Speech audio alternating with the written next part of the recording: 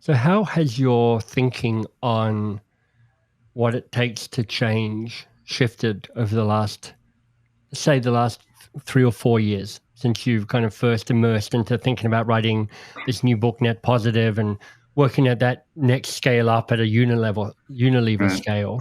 What have you learned about change?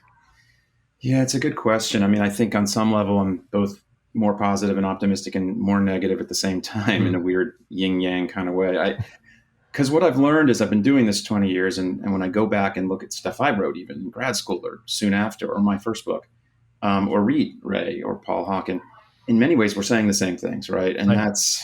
you know, that's tough. But it's also like saying you read the same thing about diet and exercise. You should eat leafy Hmm. vegetables and you should exercise. And because the basic information isn't going to change. Or you read strategy books. There's tens of Mm, thousands a year, business books. And yeah. basically, if you've read Drucker Right. and Porter and a few others, you kind of have it all. There's Right. only so many ways to talk about it. But what's changing now?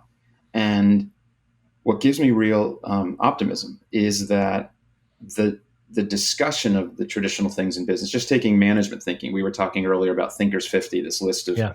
management thinkers that you and I have been involved in, and that even the people that are leading management thinking are talking sustainability now. The big banks are Hmm. like, what's finally happened is it's moving out of this realm of that's a cute niche within business to understanding what's at stake here.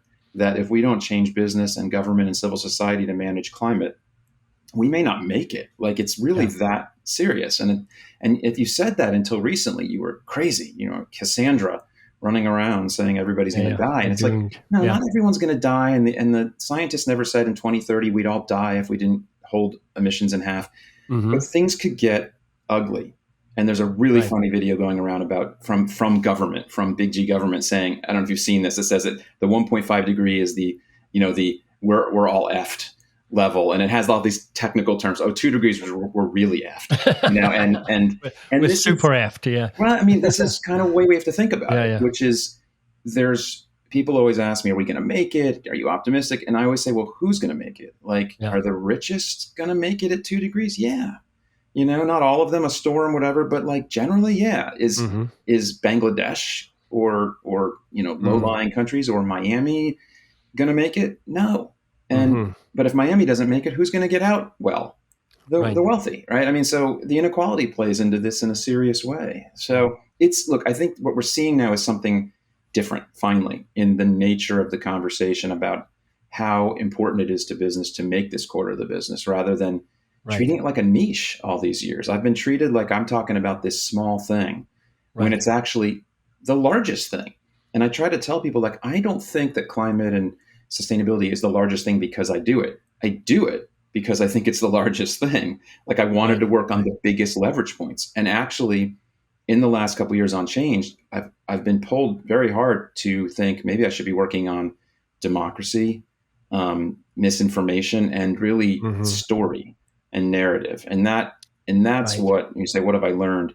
In recent years, I've become more and more obsessed with story and the Right. story of neoliberal economics and the Milton Friedman story and how deeply embedded it is for 50 years and why it's so hard to do things more sustainably. Because that story tells you that there's something Hmm. wrong if you don't maximize shareholder value this quarter. It's really hard to change story as you do Yeah. storytelling, right? You're doing Yeah. Yeah. podcasts. And But that's the even. thing that keeps me up.